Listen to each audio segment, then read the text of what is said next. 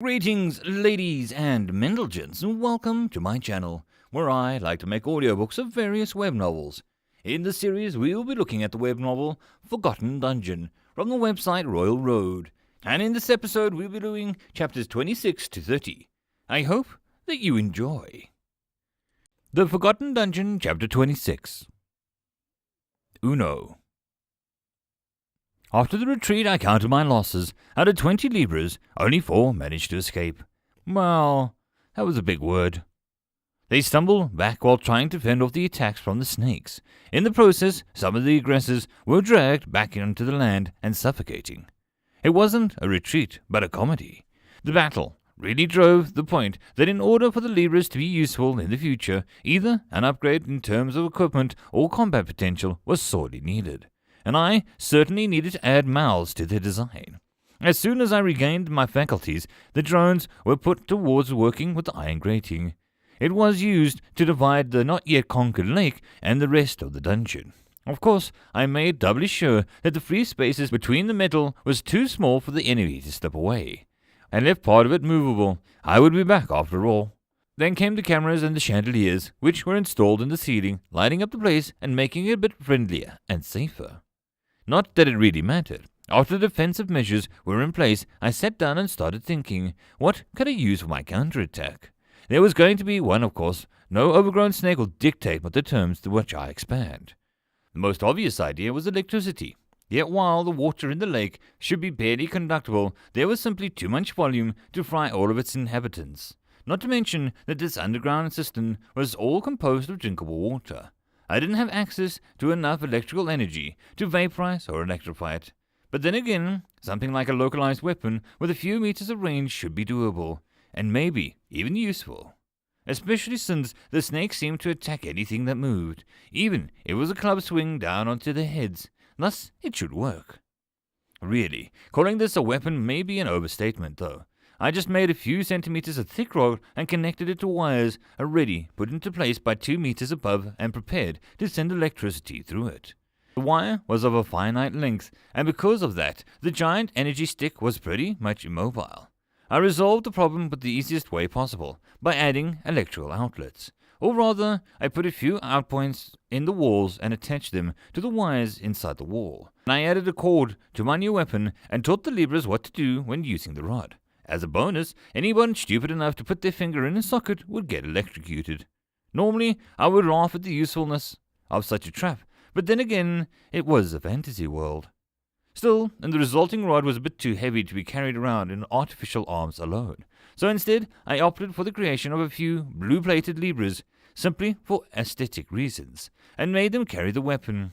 They shouldn't die from being electrocuted. Even if they did meet their end, remaking them was uneasy and cheap, so there was no big loss overall.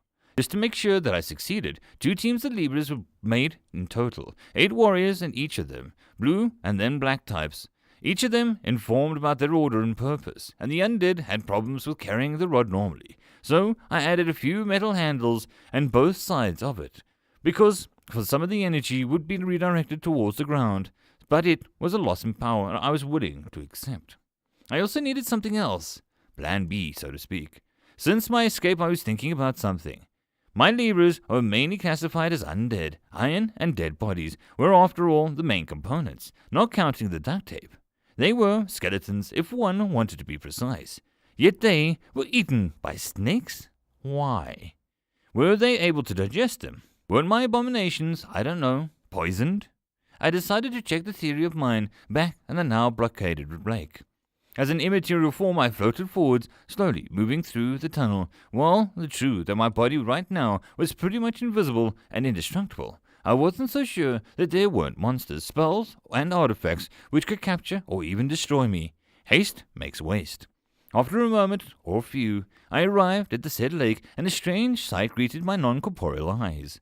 Quite a lot of snakes were dead, floating powerlessly in the water. In the meantime, those still alive attacked their unmoving brethren and devoured them whole, only to succumb to the same state minutes later. So the undead were poisonous like I thought. A grin appeared on my face. With a bit of courage, I moved forward with analyzing the situation. Soon, however, my smile faded. There was no end to the snakes. It was like something was producing them 24/7. For one that was killed by poison, another 2 were swimming up from the depths to eat their ill. Well, in the long run, the whole situation would probably resolve itself. There was also a chance that some enemies developing an immunity, or diluting the poison due to the constant consumption. Or, who knows, even 1 or 2 may develop beneficial mutations. It was best to end the battle quickly. There was one more thing that I had in mind, though. Painful, like a splinter, the glass progenitor that the analyze mentioned. The glass snake maws that attacked my forces were already at such an advanced stage, 2 meters long beasts with the maximum of their growth. Then it wouldn't be a stretch of imagination to think their papa was also here, which meant that I needed something even stronger to beat him, whatever the final form would be. And my quick check of these simulated corpses gave me just that, a potential trump card.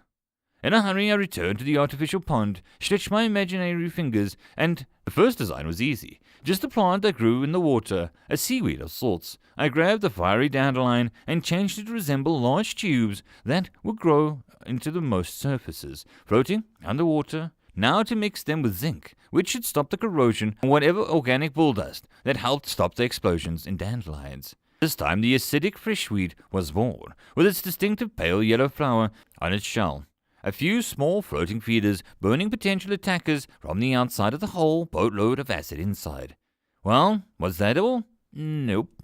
After all, I decided to make a monster. The template for the glass snake maw was interesting, but in the end, not feasible. There were, however, useful parts. The brain of the creature, for one, which was enough for my ability to mix and match with various designs. In short, anima usage was once again needed. This time, I decided to use zinc and corrosion-resistant metal. No iron, it rusts easily. Then bits and pieces of copper for electrical parts, and at the end, even the glass snake's frame. Now, while the analyze wasn't describing the creature that I had in shape burned in my mind, it was a see-through snake with barely visible organs and an elongated body. On both sides were small pair of fins, helping it navigate, and its eyeless head. 4 long feeders resided, although to be both sense temperature and movement. Besides that was, of course, the maw, a mouthful of teeth made of some strange compound. Outside was clad in a similarly see-through scale, with great resistance to cutting weapons. It looked like glass sculptor giving life by a mad scientist, but it would bear the name of apex predator no longer. My new creation also had an elongated body. It was much more flat and wide than its future opponent, making it similar to a manta ray. On the bottom side of the body, a strange, wide mouth hung open, creating a terrifying, toothless grin. The whole animal was silvery grey in colour, not unlike most of my creations.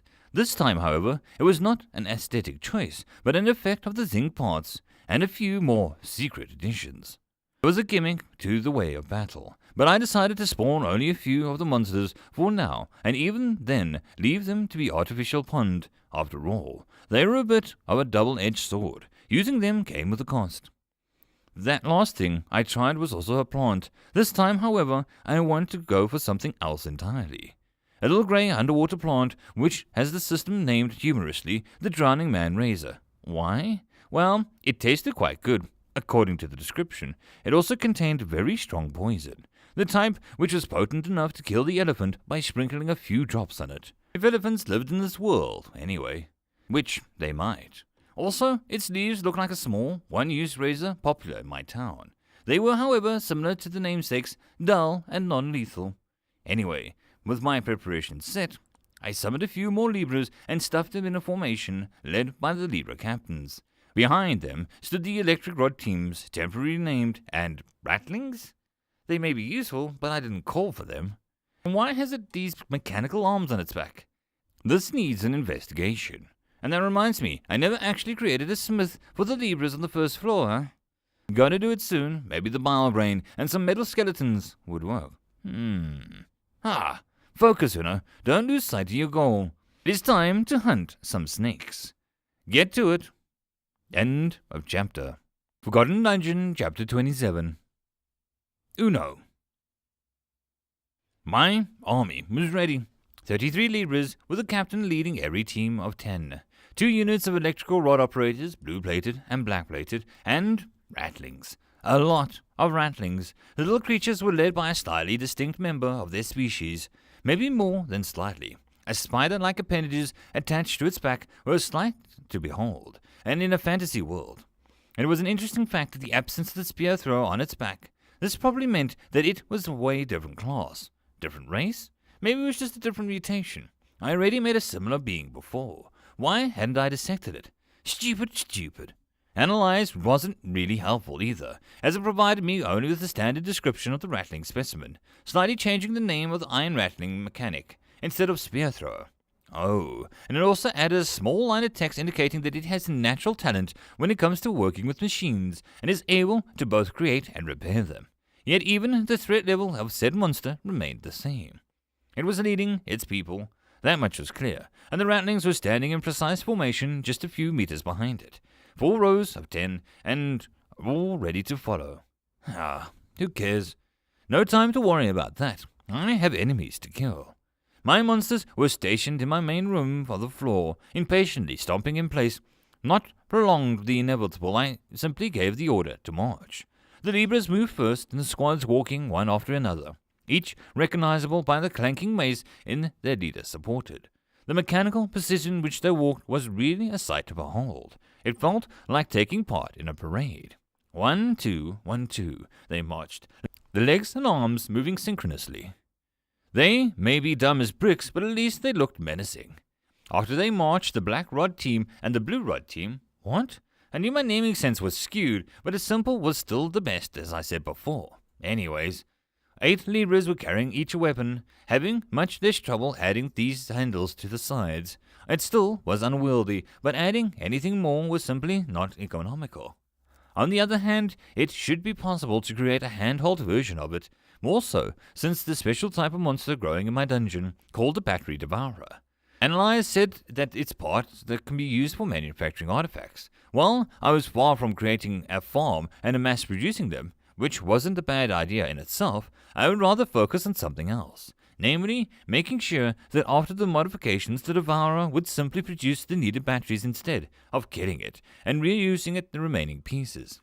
After all, why add another step in the process which I could skip entirely? Then again, what would that accomplish, really?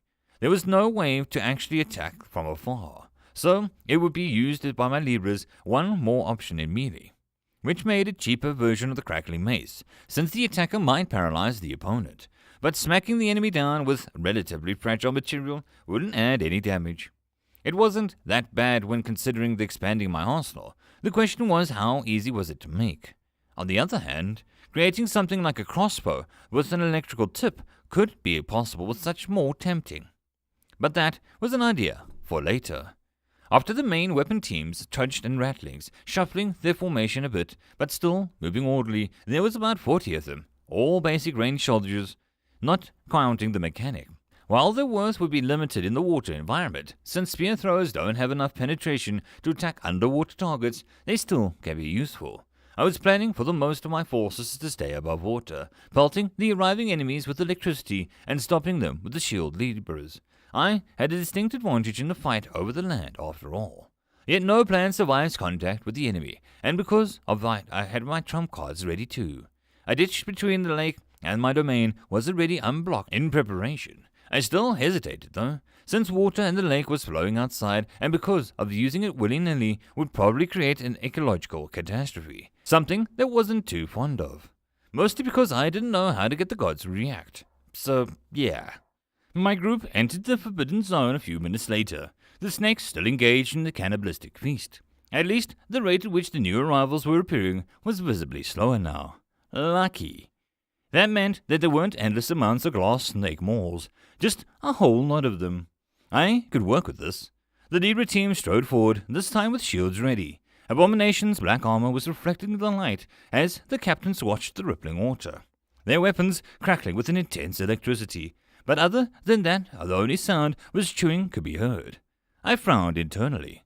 While I knew that commanding from the front was an honorable idea, there was one problem with it. Honorable warriors were the first to kick the bucket, and, more importantly, these maces were really hard to make. With a grumble, the captains retreated a tiny bit, and then a tiny bit more. Now they were standing on the second row, ready to pounce. Still too close to the danger, in my opinion. Oh well, you couldn't cure stupid. Still, the Libras were waiting, ready to defend. Their sudden stop was a silent signal to Black Rod team, who walked forward with the straightened backs, just like during their training. They quickly untangled the cords of the weapons on the back and dragged it towards the nearby outlet. I installed a few of these before. Then one of them plugged it in, and the weapon hummed with the power in response. It was enough to gain the attention of our enemies. Their brethren probably didn't taste that good, because they jumped at the idea of devouring a few new victims. About 100 of eyeless heads lifted up, and sound of the hissed in unison. Creepy. Last time the battle was totally silent, not counting the metal scraping and the rock or the serpent dying breath. So now we were not an enemy, but just prey. I don't think so. After voicing their challenge, the glass snake Moors turned as one and started to swim towards my forces. This time, however, we were ready. It wasn't a surprise ambush, but a head-on battle. To answer them, the electrified rod was dipped into the water. The effect was instant. There was a choir of screams. Snakes of all sizes thrashed in the water, while it slowly tore them to shreds. A few of the smarter ones avoided the hellish landscape, where their brethren were being cooked alive, and skirted around the side of the battlefield in order to engage my Libras. The first wave of snakes came and crashed upon the abomination's shields. Few, if not any of them, were getting a short end of the stick. Once again, I cursed my weapons. Maces were really not enough for foes like these. Smith, Abomination, you will be the next production line. Still, there wasn't much that I could do right now. Then the Rattlings came to the rescue. Like real veterans, they calmly divided into teams of 3 or 4, concentrating fire on the incoming enemies.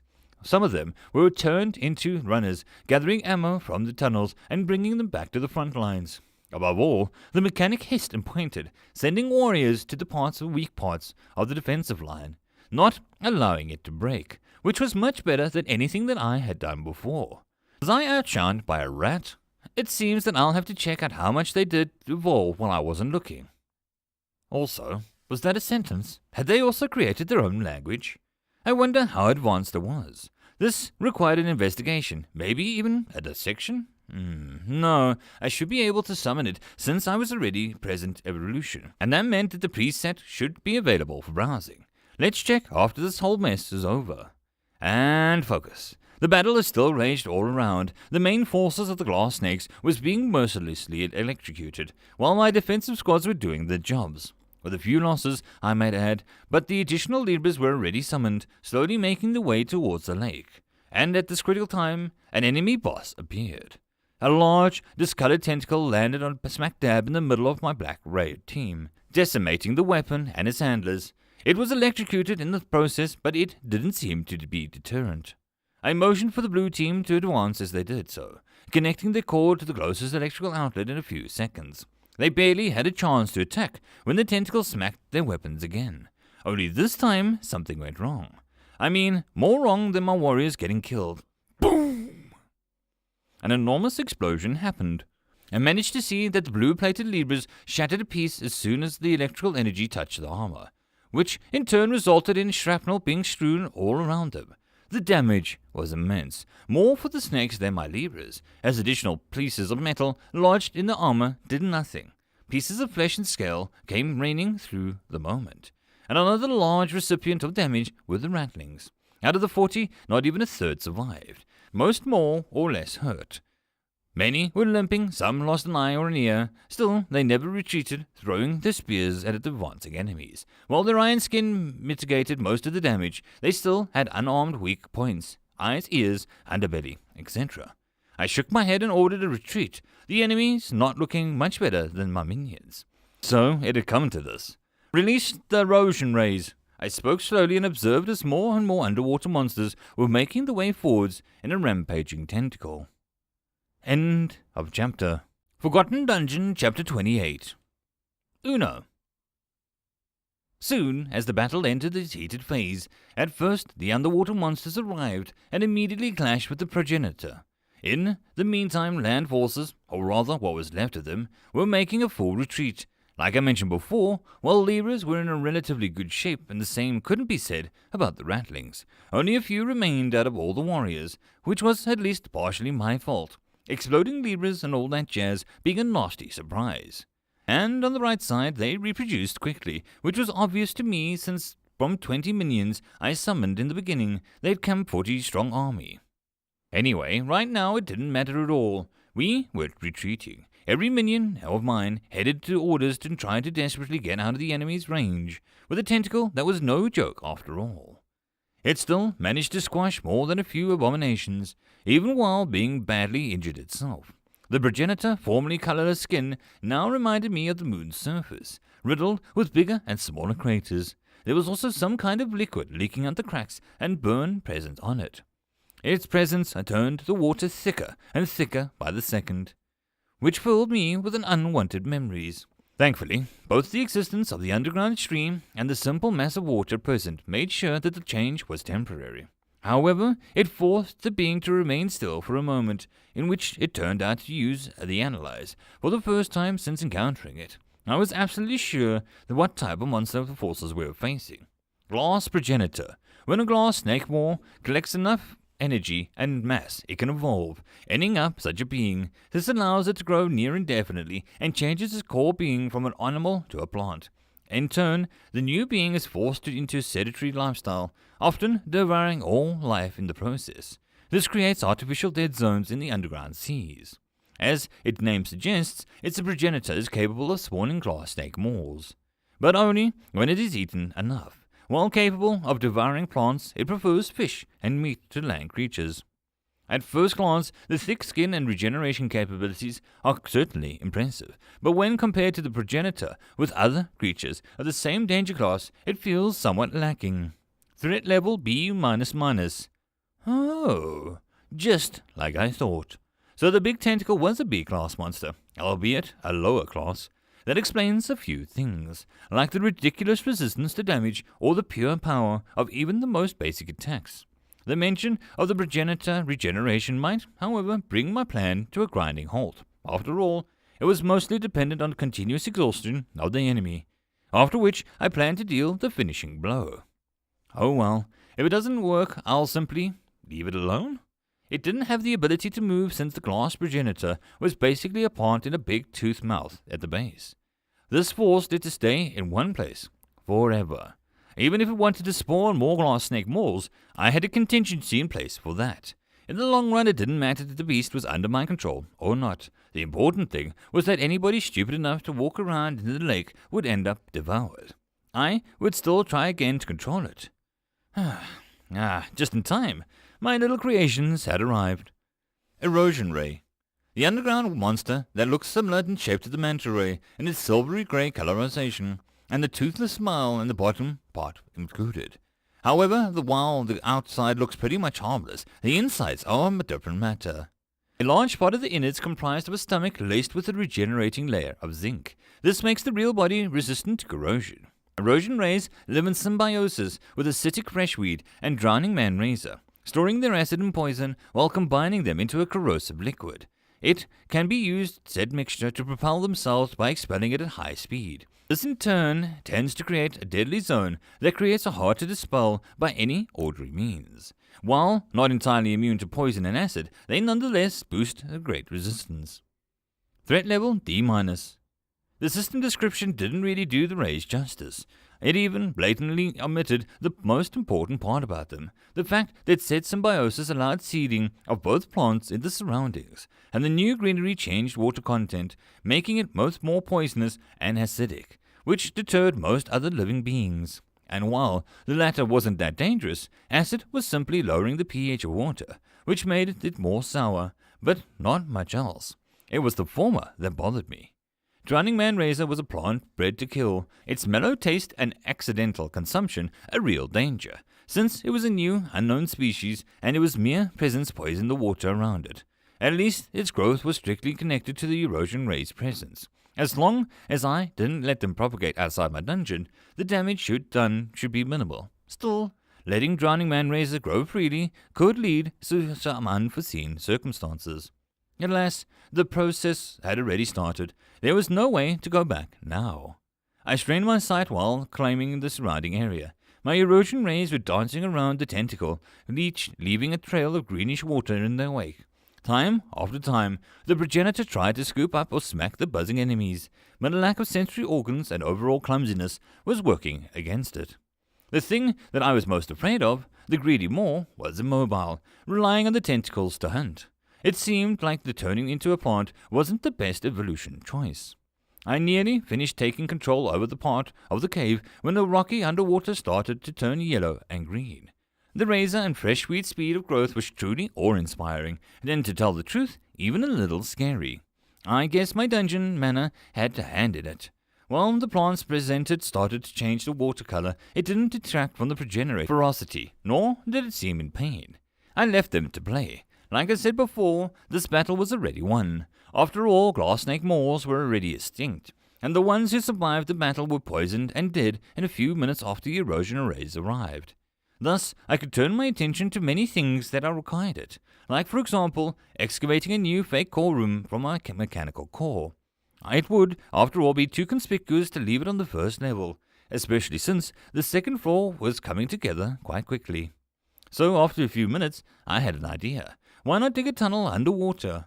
The 4 tunnels cardinal directions, and it should take the adventurers some time to explore my artificial pond. More so with the poison and acid being a constant danger. And there were still some drones trapped at the bottom. Why not use them? Thus my minions started to draw to the southeast direction. Call me a perfectionist, but it simply made sense in my head. The work was slow, but I had time, and other things to work on. Returning to the first floor, I moved my presence into the forge room. The name was false until now, though, since I haven't gotten around to creating a smith. The problem, which I had now keen to remedy. My ability to create is still pretty measly. I had rats, skeletons, snakes, and a few mechanical contraptions, but not so much else to use, and somehow creating plants was easier than building minions. Since my plan was to create a smith, I had little to work with. Opposable thumbs were a must, unless I would make a machine who had them built in, like my iron arms, and which made them mostly wires. This, however, made changing them a bit of a chore. So, a humanoid then. The bones were going to go to material of making skeletons, but since they would be exposed to heat most of the time, I instead opted for iron and added a bit of insulation, a mineral wool layer which should protect it.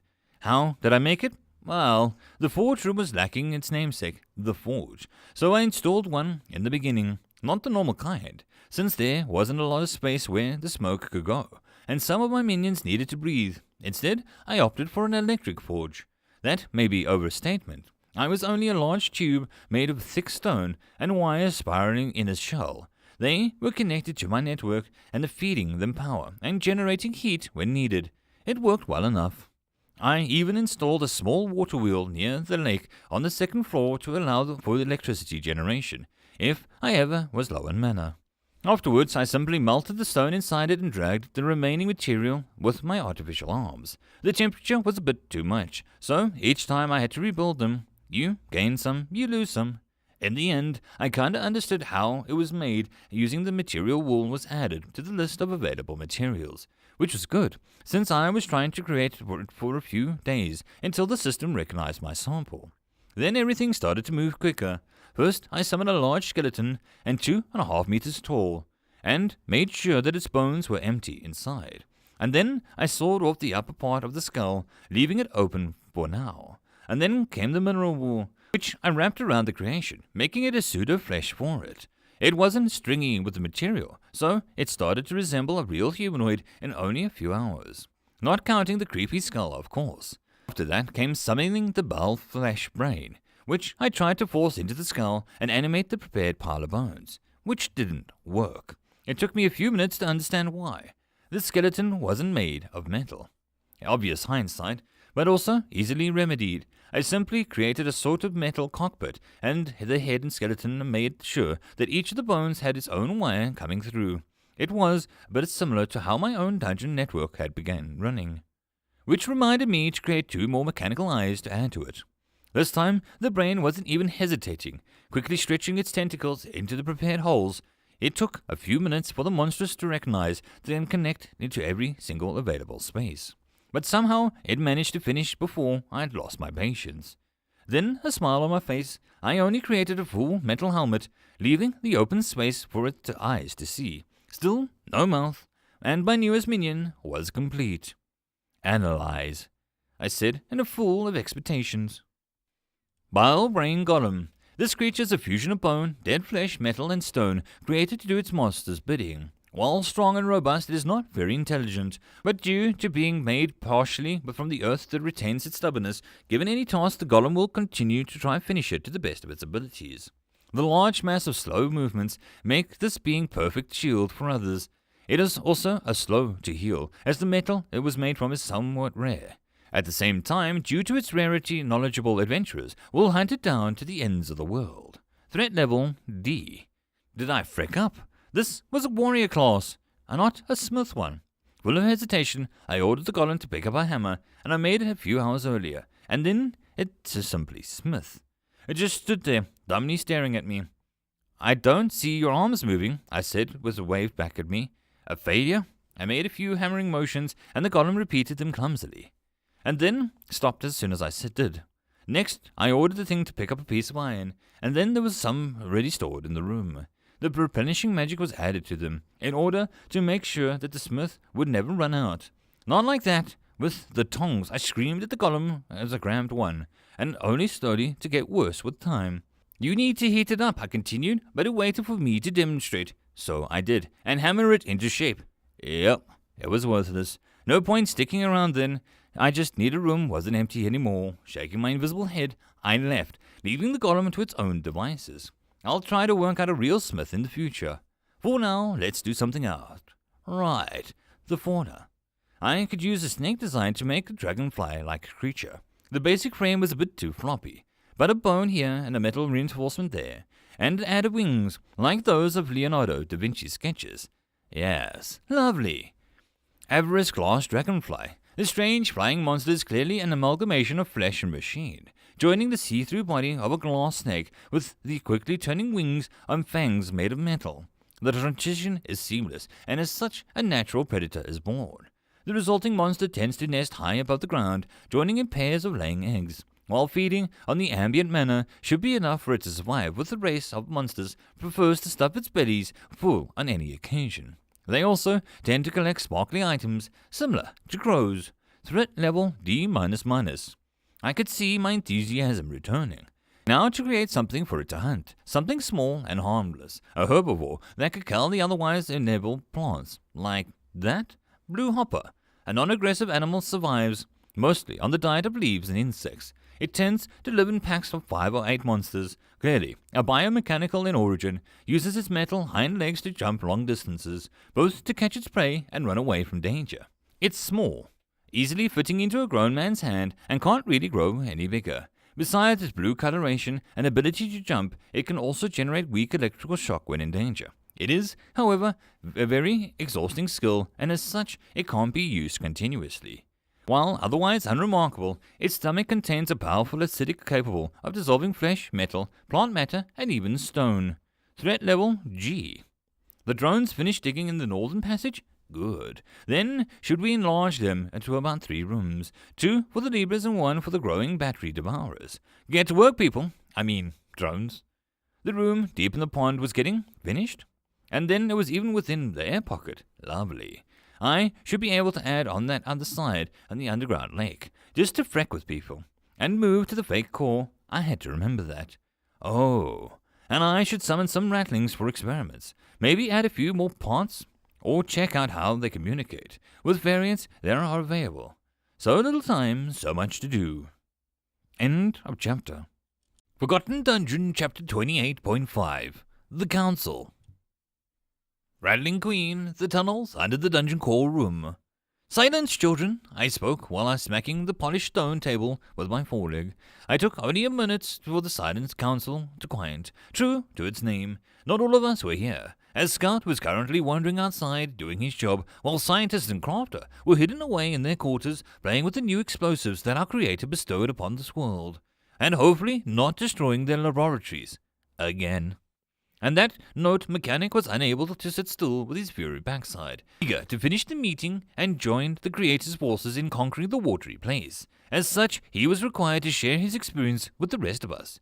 Noticing my gaze, he turned his face to me and smiled immediately. Part of his snout had hidden under a self-made helmet. Only his mechanical appendages betrayed his nervousness that he felt. Still, it was a remarkable show of self-control. Good. The creator's first children need to be both brave and daring. We are his heralds in the darkness of this world. I look around, noticing that every rat present is bursting with enthusiasm. It was just obvious that everyone was eager to start planning. On my left was strategist, tactician, and berserker, the warrior faction, lacking only scout's presence. Somehow they always arrived in violent solutions. On the right was mage, mechanic, and they were chattering excitedly. Their group were creators weakened by the absence of 2 members. The guys preferred cunning over brute strength. The chamber we sat in was nothing special by itself. The hole in the ground, dug out by the work rats and polished clean by the engineers. As a light source, we had some bright fruits made from the creator, and they were the prime way to lighting up our tunnels. A stone table and chairs were scattered around the center of the room, but there wasn't too much furniture except these. What was important about the room then? Why the leaders of the rattling community met here to plot. It was the location that the chamber was of significance. It was dug just under the room where the real dungeon core rested. Our creator was near, and the workers ever exposed some of the normally hidden writings in order for us to bask in his radiance. Before the discussion developed into excited squeaking, my serious stare brought all about the rats into the mood. The glory to the greater skill was teaching me that the bright ambience was beyond important in such meetings, and my own instincts happily obliged. Thank you, I spoke, while nodding towards the mechanic. We gathered here because the first crusade against the dungeon enemies was finished. We were granted both a bloody victory and various boons. Creation-oriented rats' faces rose up, even the warrior caste perked up at my words. Mechanic, please speak. Speak of the glory that you enjoyed, I asked, and then the rattling happily obliged. Yes, mother, as you asked, I gather our forces, 40 rats strong, all armed with spear throws and trained by tactician. We also had an additional team reserved for acquiring ammo, which turned out to be wise. Under the Creator's guidance, we marched with the warrior people of the untasty ones and the 2 grand weapons that he's make. Mechanic's eyes glinted under his helmet. He was clearly happy with the appearance of the new inventions. They were used to spew lightning and explode. This sent the waves of excitement through the council. Even the guards standing near the entrance of the chamber were chittering. After all, the rat race had propensity for exploding weapons, and burning ones, and acidic too. Before, they were limited to brute fruits, acidic flowers, and simple spears. Now, the possibilities were endless. Still, the discussion was already being thrown off course due to the news. I had to intervene. Please focus, I asked gently, and the rats questioned once again. The skill was right once again. This was the correct response. Continue, mechanic. Tell us about the rest of the battle. Yes, mother. He nodded, barely containing his excitement. The creator's forces fought with the big thing, pelting it with spears and crushy it with weapons. There was also slithery things trying to bite us, nasty ones.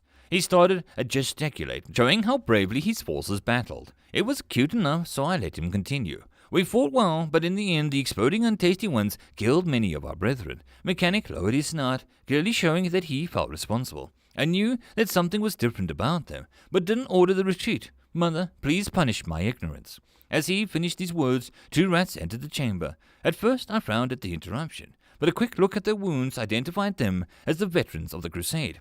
Can we speak, mother? Asked the older one, lacking a front paw and being helped by his companion. I nodded in silence.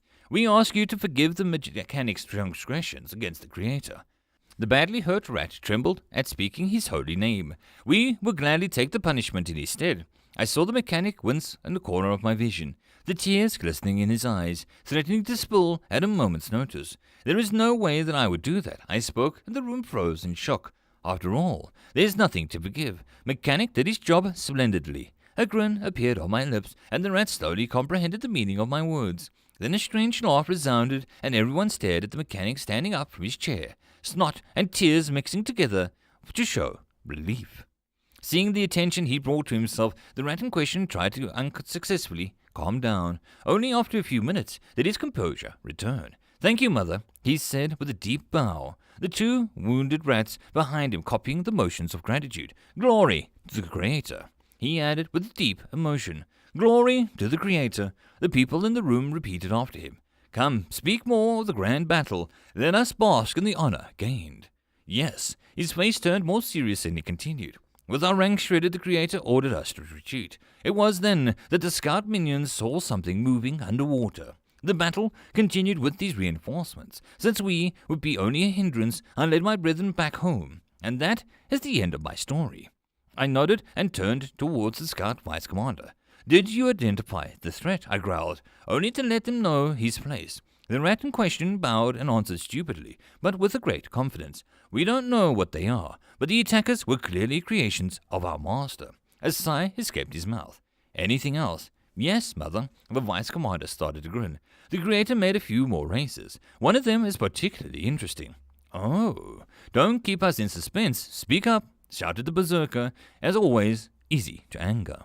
"Yes, sir." The rat's countenance changed. He seemed to be a bit more professional now. "One of the new races possesses the ability to fly. We observe their behavior and think that they can be tamed. Additionally, there are a few new plants present, mostly underwater, some of which seem really poisonous." "Good," the mage shouted, for the first time really interested in the conversation. "Please bring me samples to my lab." I could hear him muttering something about getting further ahead in his completion.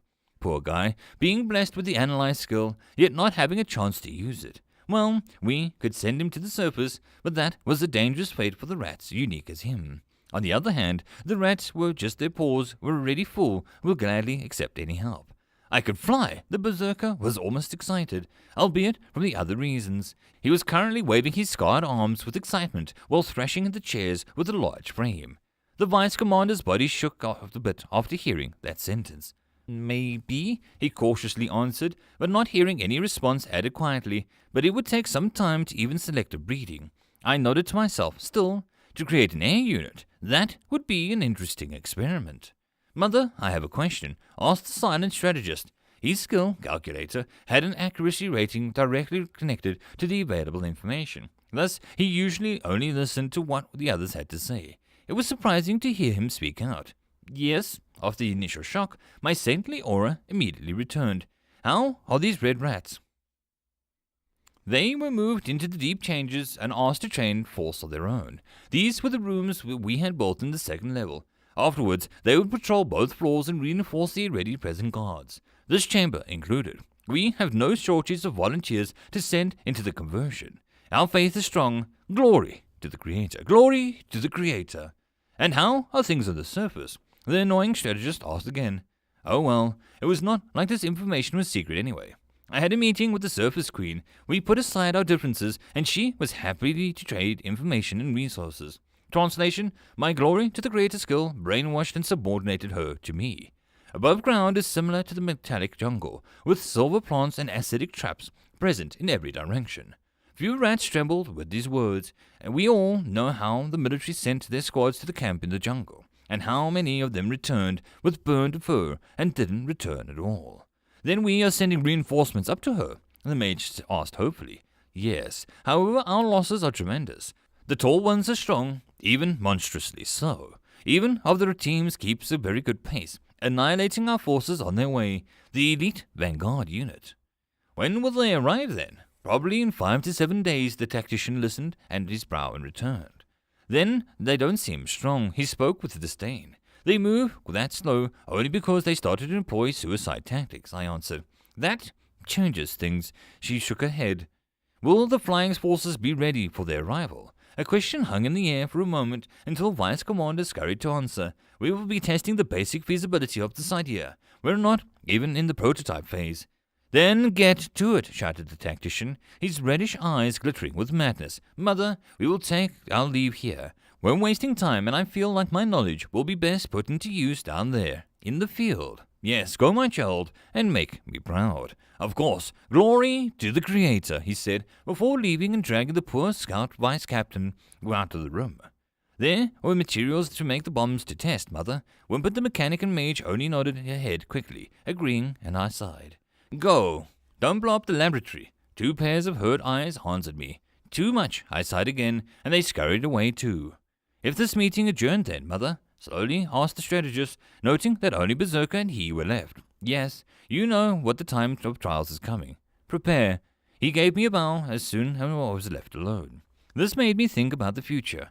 I was worried. The tall ones attacking us was relentless. Every day new soldiers were born, and every day new soldiers were being killed. They were bleeding us out, and unsustainable. We needed stronger weapons. We needed more explosives. We needed our creator's intervention. I clenched my teeth until they hurt, until I could taste blood. Decided to get an audience. Glory to the creator. End of chapter. Forgotten Dungeon, Chapter 29. Charles' blue frame, currently being dragged around by the princess. These silvery trees seemed exquisite. Were they completely made out of metal? Or was it just similar-looking substance? They were cold under the touch, but retained a heat when I summoned my firebolt. Just like an ordinary iron would. Yet this gleam, this polish, it was simply divine. The organic structure of the branches was something that our artisans were not able to replicate. What? It was because the iron was extended all the way up into the core, creating a metallic lifeform, or maybe it was just because the bark of this plant was infused to create a special type of defense. Nobody knew, but also nobody cared. The finished product of these silver trees, be it a branch, one of the many leaves, or even the planks made from the wood itself, would sell for a ton of money, if delivered quickly enough. In the capital, both the nobles and large merchants' families would penchant for rare resources, or more like dubious honor of being the first to flaunt them at parties, straight into the faces of their rivals. As soon as this information about these plants, they were plants, right? Arrived in Shieldstar, all hell would break loose. The capital city would be abuzz with impatience, especially because the plants in question were found at a dungeon's entrance, the grey zone, which all unaffiliated with any of the local factions, barring maybe the Gaynard Kingdom's royalty, or other countries putting claim to this piece of land. After all, the dungeon entrance was a few kilometers inside the Badlands. It would also take time for this news to arrive at the court, and even more days would pass until they decided how to divide the rights, not to mention sending back the military contingent of bureaucrats in order to enforce these rules, which was a prime opportunity. It was hard to let it pass up. It might be a high noble name, but assets, barring one's belongings to the Order of Fates Untold, were meager. I simply had to take a few moments and order Adam to gather what we could, and then sell it afterwards. Well, truth be told, I was planning this over the intensity mostly in order to escape from this harsh reality. An ambush! Look alive, people! The female voice resounded in the background, startling me. One might think that I already grew used to this kind of life since I was kidnapped about a week ago, but this couldn't be farther from the truth. Charles, wake up! We've got experience to gain, and these cute rats to kill. An amount of joy fell from the voice was overwhelming, even if the contents of what the princess's speech were disturbing to hear. I stood up and turned around, only to see a figure moving wildly in the middle of the enemies. She was jumping around like a zephyr, her two blades tracing lines of blood and viscera from one rat to another. Each hit was deadly, but also beautiful in its form, excelling in showing the strong points of a blade dance class. It was deceptively silent performance for both the attackers, and the girl in question hardly expelled the sound. I could only hear a swishing of metal spears cutting through the air, and Agnes's feet delicately touching the ground, turning to the fallen leaves and strange springy grass into dust with her sheer power. There was a wide smile present on her lips and accentuating her blonde hair.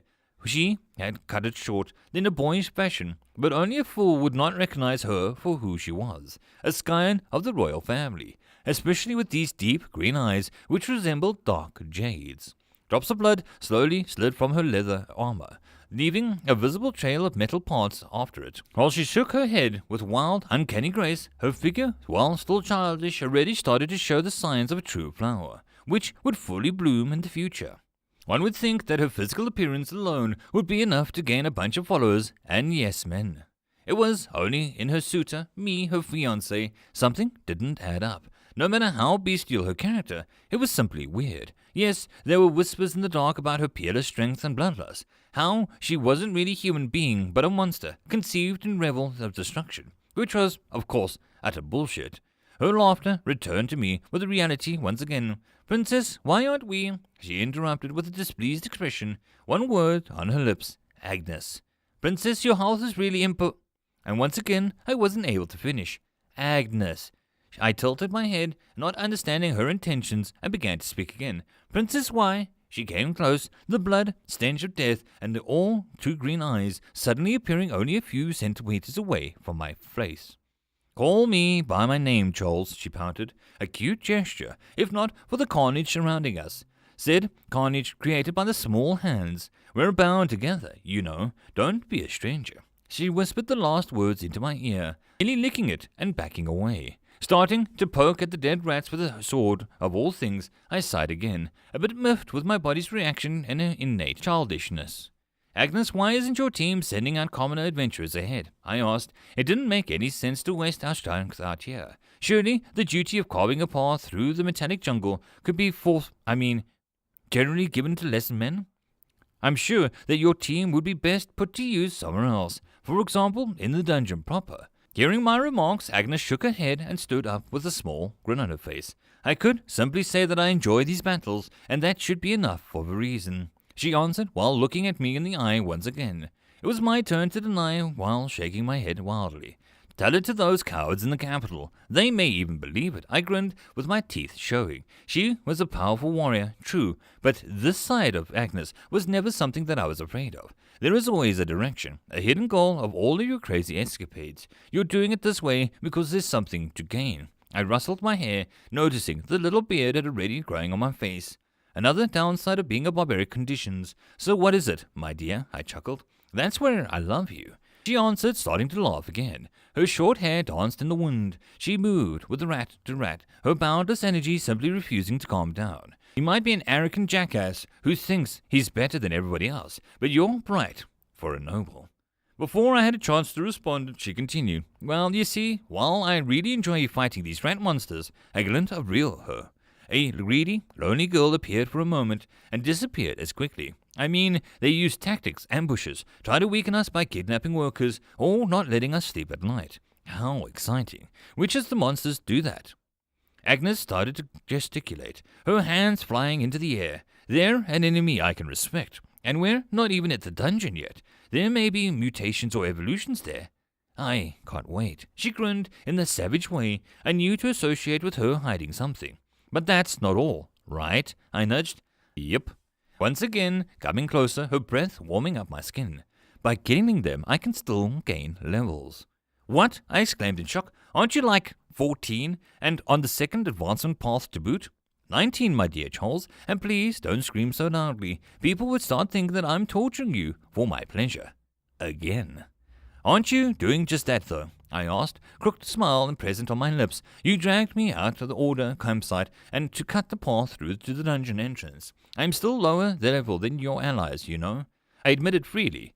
My 10th level was nothing, much compared to her companions. They might not only 3 to 4 levels above me, but it was a distance that was hard to close. After all, every level represented sweat, blood, and sometimes inhuman sacrifice. Fighting monsters or fallen tribes with life on the line was never easy. Gathering enough strength, reliable allies, and required knowledge in order to create a well-oiled weapon capable of braving the odds and conquering the impossible was a lifetime goal of many adventurers. And yet here she was, the owner of such a group, a young girl who easily was one of the greatest talents in this kingdom of ours to ever give birth to. I could only be jealous. Wait a moment. There was something else that I couldn't understand. You said that you're still leveling up. I asked in disbelief in my voice. How do you know this? I mean, I thought that only priests at home could tell if the experience was gained after battle. A rustle came from behind us, and soon an earthmate from Agnes's entourage emerged, flicking away the shrubbery still present on his robe. I can answer that, sir, he said while bowing slightly, just low enough for it to be a gesture of respect, but not 1 centimeter deeper. The contents of his speech were a clear indication that he was around for some time already, listening. Then do, I answered briskly, my nervousness getting the better of me. His whole face and figure was strange. The perfectly flat tone of his voice only added to the equation. You were called Peter, right? I asked, scouring my memory for this commoner's name. Yes, sir. I am a 10th level earth mage specialized in support magic. And my spy master, added Agnes, while receiving an unblinking stare from the man. And Princess's spy master, yes, sir. He nodded and sent him a glare. My pride hurt by our seemingly similar level of power. Of course, he was probably a lower Earth Mage, while the Ifrit Magician class made me special abilities unheard of in the past. I was clearly a stronger being. Ignoring my triumphant look, the commoner started his explanation. It's indeed normally impossible to tell if one has gained experience or not. There is, however, a trick known to the experienced fighters which would circumvent that problem. For a moment I saw a small, derisive smile appear on his lips. Freck you too, was my mental reaction. Most of them are capable of intuitively understanding their gains in power. Namely, if a defeated enemy has influenced their growth, they are, and I am one of them. Agnes smiled wildly, interrupting the man. So, it's a skill, I asked while calculating in my mind. If a 19th level blade dancer was still gaining any experience from killing these rats, then I, a 10th level Ifrit magician, would probably level like crazy fast. You weren't listening. It's not like that. It doesn't show up on my ability screen. It's just I know if an enemy becomes part of my strength or not, she exclaimed, while dramatically opening her arms, making small circles with her fingers. It was cute. But nobody else in my team was able to do it yet.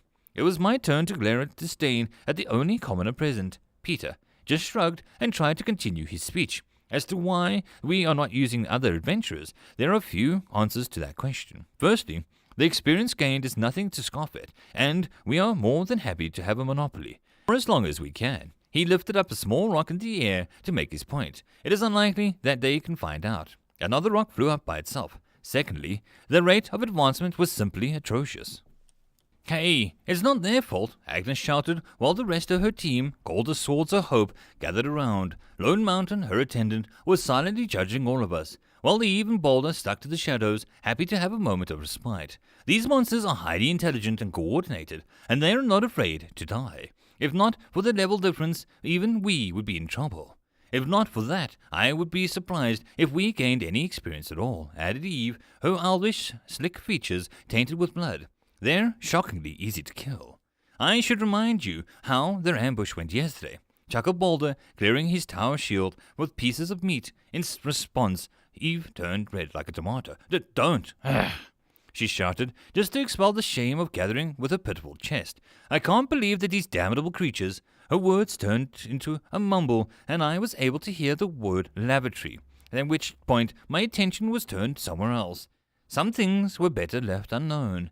As I was saying, sir, Peter tried to continue in a huffed tone, his calm mask broken by the constant interruptions. They were simply too slow. Soon the soldiers and bureaucrats from the kingdom will arrive, and they will demand results. He sighed as he massaged the bridge of his nose, especially because the flora and fauna we've already encountered are so unique. Unique is a weak word, Spellslinger, grumbled Boulder, his half-orc features not really visible in the quickly darkening jungle. While most of the people disliked the fear halves and cursed, as they were known officially, I didn't really care about his heritage. He was a commoner, and that's the extent of his knowledge that I needed. My point is that we should hurry up. Peter squeezed out the last words while staring at the princess. Their meaning wasn't lost on her. Her green eyes widened. It only reinforced the feeling of being left out. Yes, I know. Agnes wasn't surrounded by the pressure, though. We should be close enough to the dungeon proper, for these things do not matter. Unless we already missed it. All the rats are camouflaging the entrance. Both Eve and Boulder weren't really what you would call an optimist. My maps are correct, Peter interrupted with a calm expression. Only a few hours of that fast march are left until our destination. If you all weren't so lazy, become a fighting for your life in ambushes now being lazy. Only a few hours, you say. Agnes sat down, her body relaxed but still able to attack and defend at a moment's notice. The atmosphere changed as the lone mountain moved forward and bonked Peter on his head. Ow! He rubbed the sore spot inside. Yeah, my fault. The Earth Mage turned his attention to me. Sorry, sir. What? I couldn't even finish the first word when a small but strong hand caught me by surprise. And then it came. Again. Let's go and have some fun. They'll level up in the process. I can smell them. That way. Damn. She's in a hunting mood. That was the Agnes that was deathly afraid of. I won't be able to sleep until we murder every enemy in the vicinity. I saw the rest of them shared my concerns. Their hollow-looking eyes, twisted expressions are easy to read. Let's go, Charles. We're going to get you some levels. An overly joyous voice spoke and dragged me away. I don't wanna. Into another nightmare. End of chapter. Forgotten Dungeon, Chapter 30. Charles Blue Flame. It's here, Boulder bellowed while pointing at a strange oval hole in the ground located in the middle of the silvery clearing. The surrounding space was large enough to accommodate a few more exploratory teams, even more monsters, and right now it did. The princess's team was leading the way all this time, unstoppable and easily prowling through the rat ambushes, and they had shown a ridiculous amount of perseverance, and the speed at which they arrived to their destination seemed to be directly connected with the lessening resistance. Just behind the Swords of Hope, two more distinct groups of people stood tall, glancing warily at the surroundings. Their bearing, while not overwhelming, seemed proud and self-confident. These were adventuring teams made up of commoners, without any healers and mages, and the overall survivability was questionable. But acquiring any level of power without the aid of nobility was something uncommon.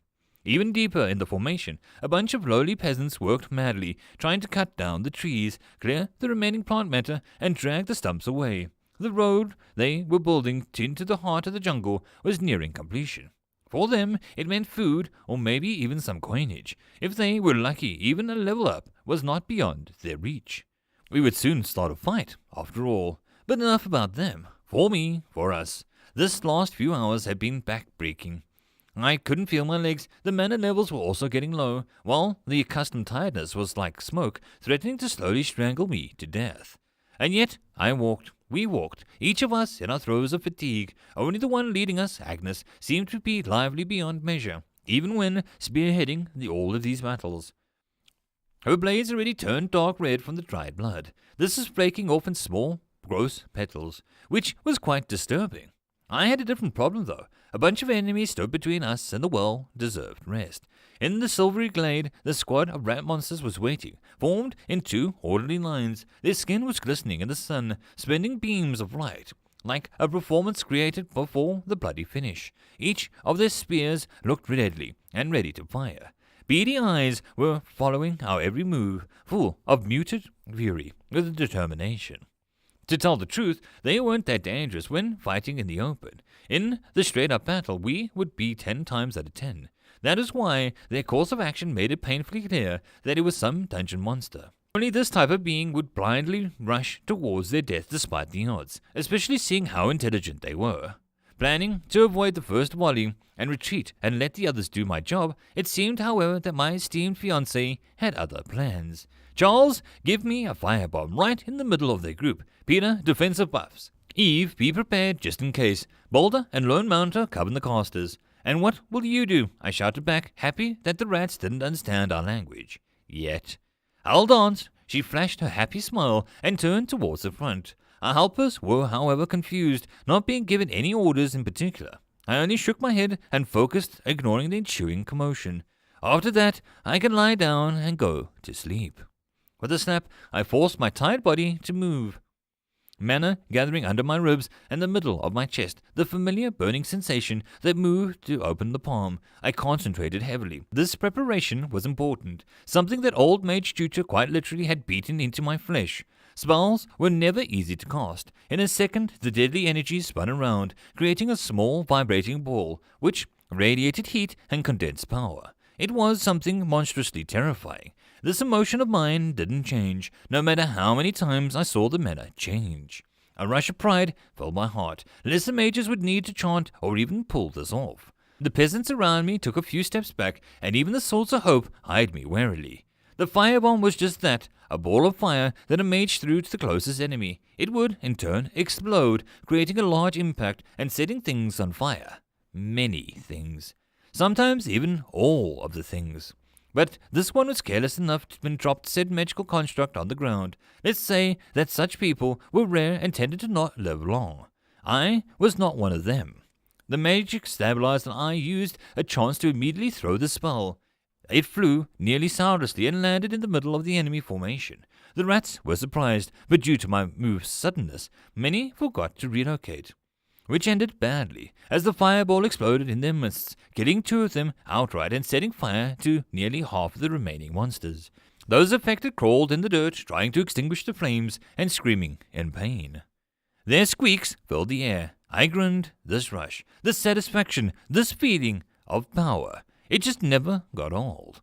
I was admiring my handiwork when the rats retaliated. Most of them managed to somehow ignore the burnt bodies and flung iron spears towards our lines. A few of them even found their targets. The damage, however, was minimal, and a few peasants ended up either hurt or dead, hard to tell. One of the adventurers also shared their fate, a metal spear robbing him of his life. After this wild attack, the rest of the rats moved into a melee. It would have been a moment for slaughter would begin in the battle against the normal monsters. If these were normal monsters, I mean. They reacted immediately, adapting their formation and dividing into impromptu teams of 5 to 7 beasts, each of them targeting one of the opponents. A mob tactic if I ever saw one. But it worked. Worst of all, they were being helped by their burnt comrades. Wounded rats were still capable of shooting, their lack of limbs and desolate pain being only a minor hurdle. While the Swords of Hope were able to easily dispatch the attackers, our expendable escorts were having a much harder time. Both Boulder and Lone Mountain were simply guarding me. Even Peter, being a type of defensive fighter, allowed them to battle without rest for a prolonged period of time. It was just almost jealous. Shield, spear, and light leather was the chain armor was enough for Lone Mountain to both remain mobile and to make his hits when needed. As a tribe, she was just a tall and muscular fighter, as a serious person who didn't like to talk more than necessary. It was hard for me to cope with her being that way, as I was mostly used to the butterfly-like capital mobiles.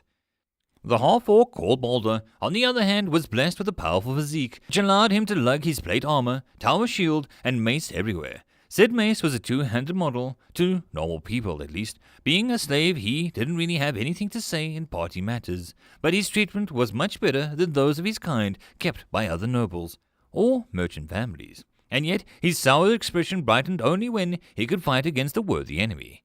Just like now. He was under the direct order to defend the mages, but still he was sure that the blood reigned all around us, something he directly stealing adventurers' enemies, which the commoners were all too happy to do since their teams had their hands full. Unlike him, Agnes was looking at the bigger picture. She ran head first into the enemy-ranged squads and spread death and destruction in her wake. Countless monsters were throwing themselves at her, only to fall down after a delicate smack on their armored kick. The battle was clearly turning in our favor, but seeing my allies getting mobbed was enough to make me wonder if I could contribute a bit more. Status, I whispered into the air. Name, Joel's Blue Flame, level 11, class Inferno Mage, abilities, Fiery Soul, quick casting. Good, a level up. This means I got some more mana to spend. Spell list. Before acting, I checked the spell caster menu. Maybe I got lucky with another spell that appeared on the list. Spellbolt, Fireball, Greater Fireball, Firebomb, Shield of Flames, Wall of Flames.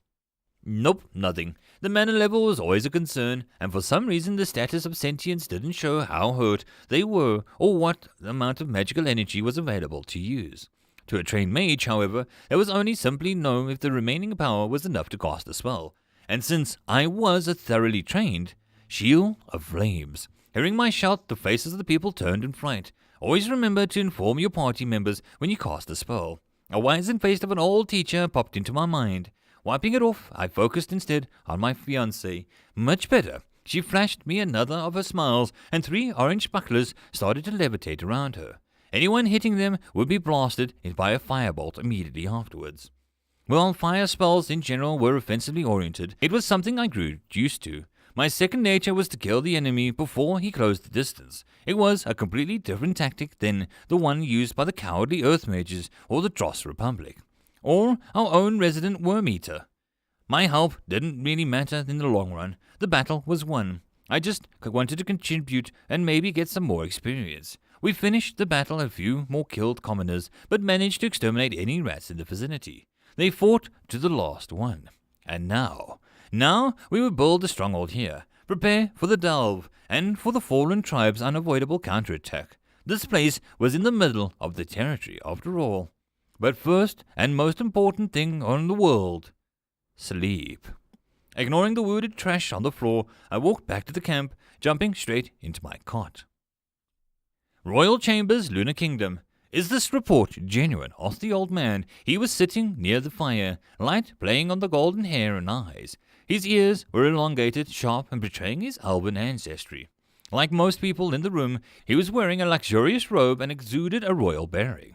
Yes, Your Majesty, I checked the contents myself. The one submitting it was also, checked. A sharp-nosed elf half-bowed while speaking. His grey clothes was somehow blending into the surroundings. Of course, there is no evidence. Still, the person who composed these words sacrificed nearly all of his men to deliver it.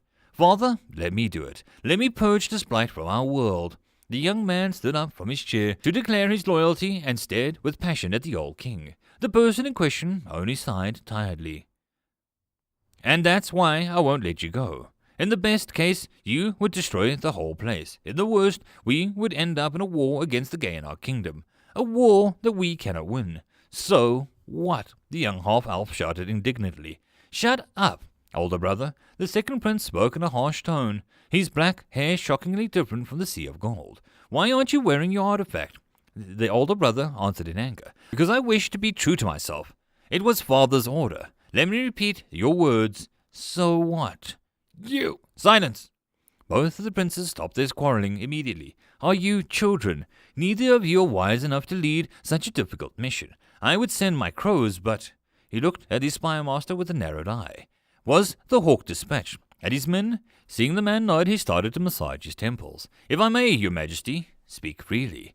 The youngest priest already finished her training. Maybe conquering the accidentally destroying the dungeon heart would be left to her. The crow spoke under other people froze.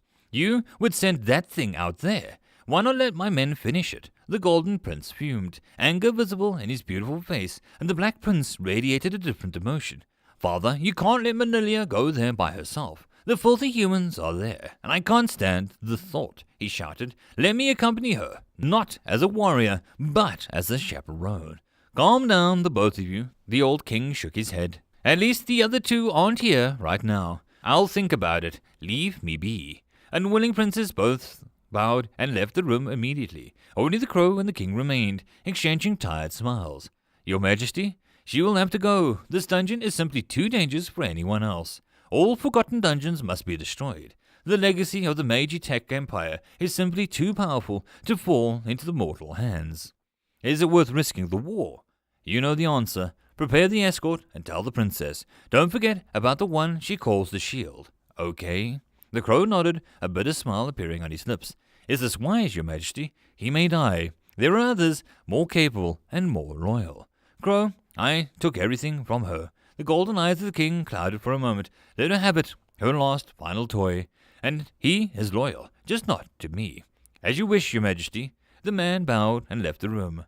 Only the old king remained, staring greedily at the flames. End of chapter. And that concludes today's episode of The Forgotten Dungeon. I hope that you enjoyed. If you'd like to support the channel, there are numerous ways to do so, all of which are listed below. But the easiest way would be to collect forgotten souls, create new dungeons, and force them to like and subscribe my videos. Alright, I hope you all have a good one, and I'll see you all in the next video.